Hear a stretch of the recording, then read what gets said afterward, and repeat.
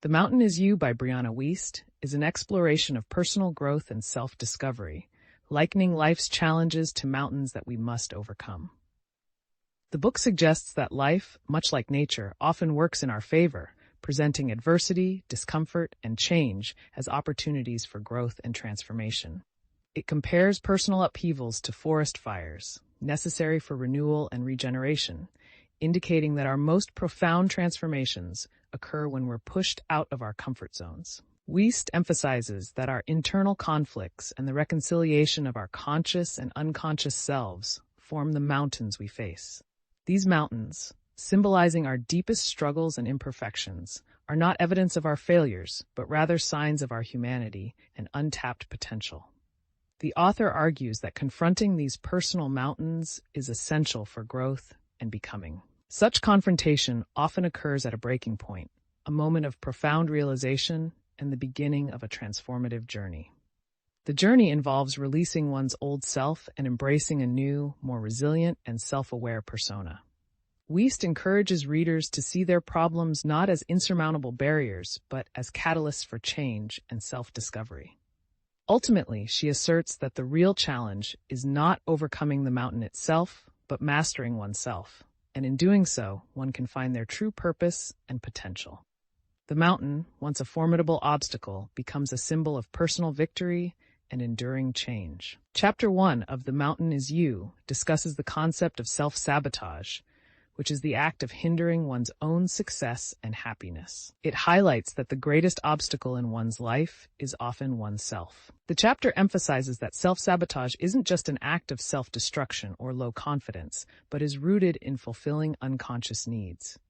It suggests that overcoming self-sabotage requires deep psychological work to understand and release unprocessed emotions and traumatic events, develop emotional intelligence, resilience, and a healthier self-image. The chapter also explores various aspects of self-sabotage. It presents Carl Jung's personal experience as an example of how unconscious desires can manifest in physical symptoms. Self-sabotage is depicted as a coping mechanism used when one is unable or unwilling to confront and meet their innermost needs.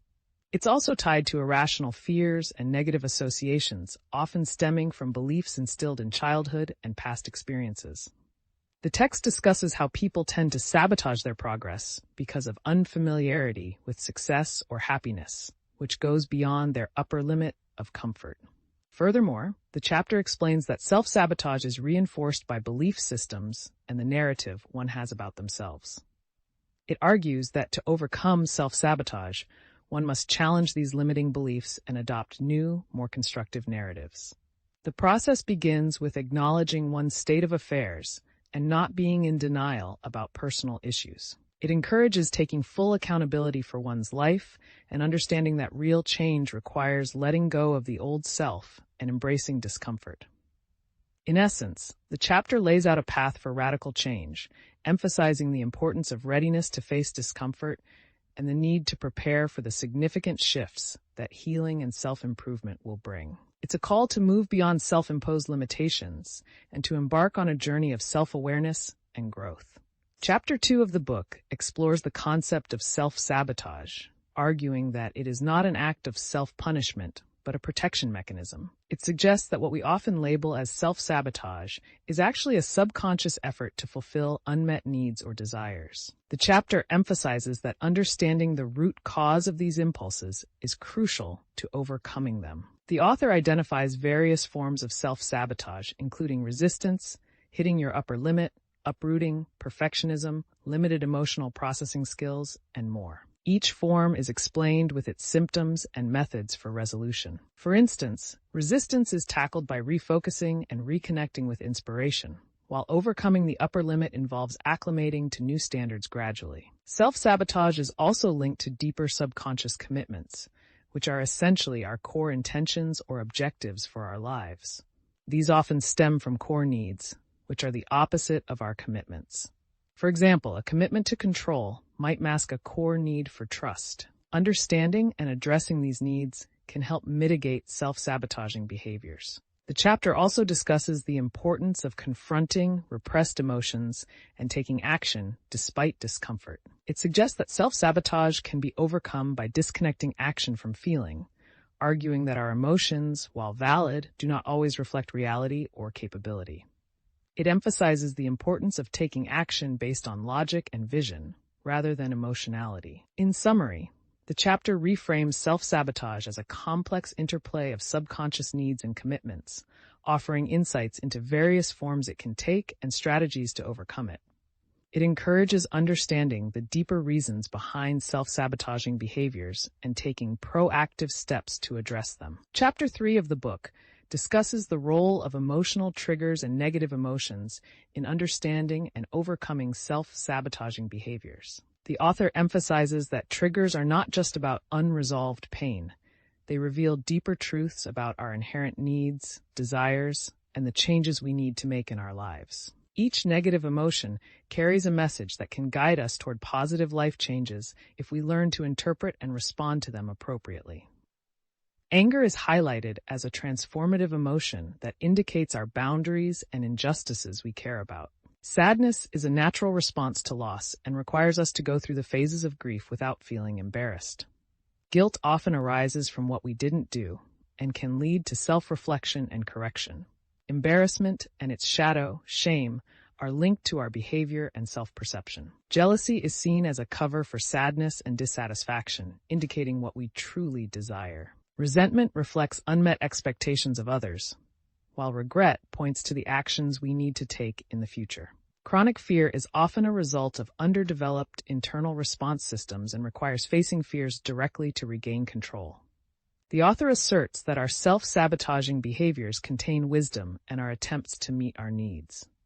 By understanding and addressing these needs, we can overcome self-sabotage. The chapter also highlights the importance of balancing self-sufficiency with the human need for connection and validation. Finally, the chapter discusses the difference between instinct and fear, emphasizing that instincts are present-oriented and subtle, guiding us toward what we naturally gravitate to, while fears are often projections and irrational thoughts. The author provides strategies to differentiate between intuitive thoughts and intrusive thoughts, and emphasizes the importance of meeting one's own basic needs as the foundation of overcoming self-sabotage. Overall, the chapter encourages self-awareness, emotional intelligence, and a proactive approach to personal development. Chapter 4, Building Emotional Intelligence, delves into the concept that self-sabotage stems from low emotional intelligence, EI. EI is the ability to understand, interpret, and respond to emotions effectively. People with high EI often lead more content lives, have better relationships, and can process and express their feelings authentically. The chapter discusses how a lack of EI leads to self-sabotage. It explains that our brains resist what we desire due to a neurological response, where achieving goals only makes us crave more, thanks to the role of dopamine. This craving can lead to a toxic cycle of resentment and fear towards our desires, causing us to push them away subconsciously.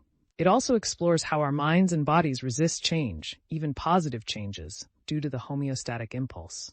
Change, even when beneficial, causes discomfort and stress, a phenomenon termed adjustment shock. This resistance can manifest in various ways, from anxiety to irrational beliefs. To overcome these challenges, the chapter suggests focusing on micro-shifts, rather than waiting for significant breakthroughs.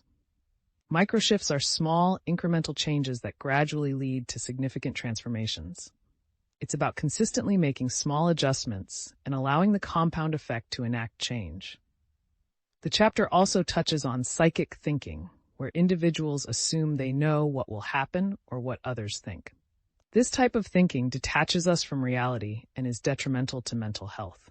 To counter this, it's essential to focus on logical thinking and understand that worrying doesn't prevent bad outcomes. Finally, the chapter emphasizes that while our minds are anti-fragile and thrive on challenges, creating unnecessary problems is unproductive. By understanding our brains and bodies, embracing small changes, and focusing on logical thinking, we can increase our emotional intelligence and reduce self-sabotage, leading to a more fulfilling life.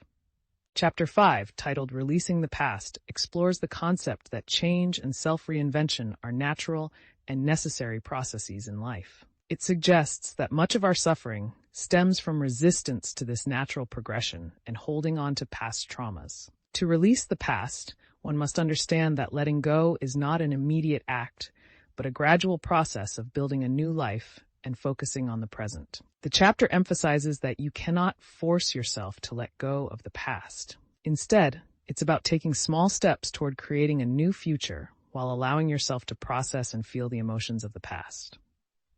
It's about recognizing that the past is not a place to live in, but a part of your story that shapes who you are today.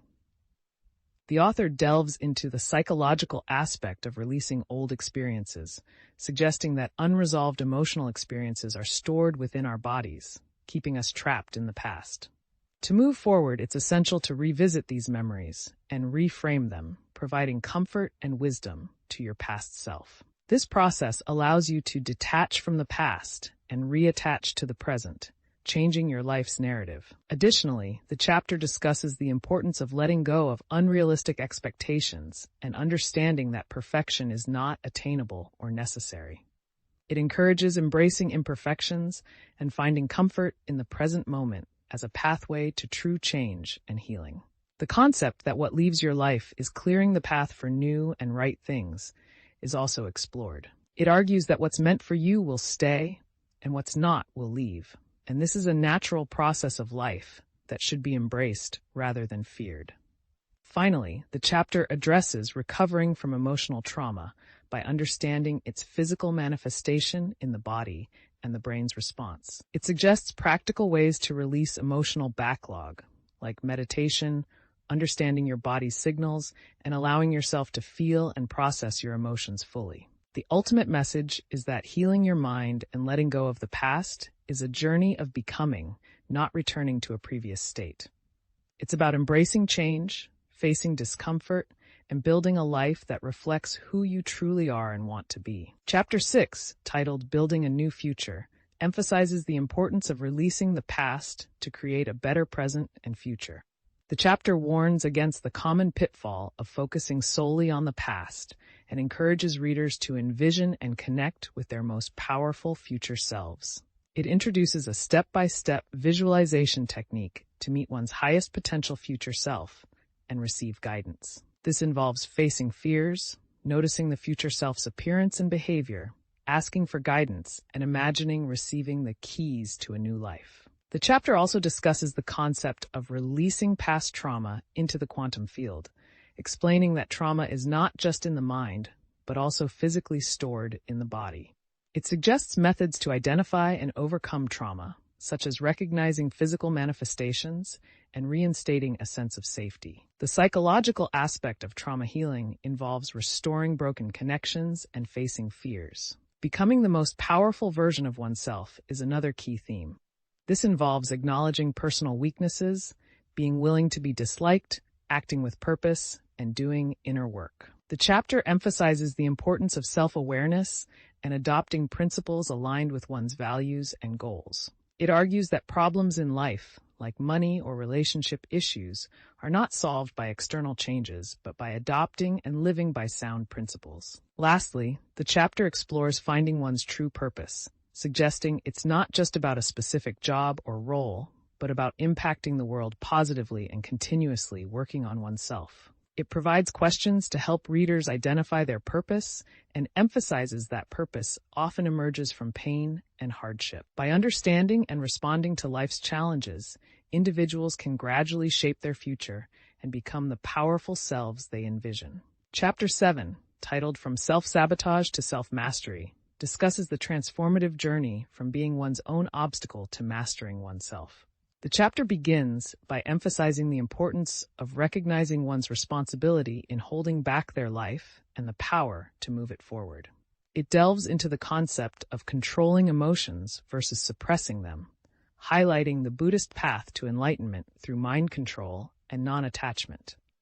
The practice involves letting thoughts arise and pass without reaction, distinguishing between suppressing, unconscious denial of emotions, and controlling, conscious regulation of reactions, emotions.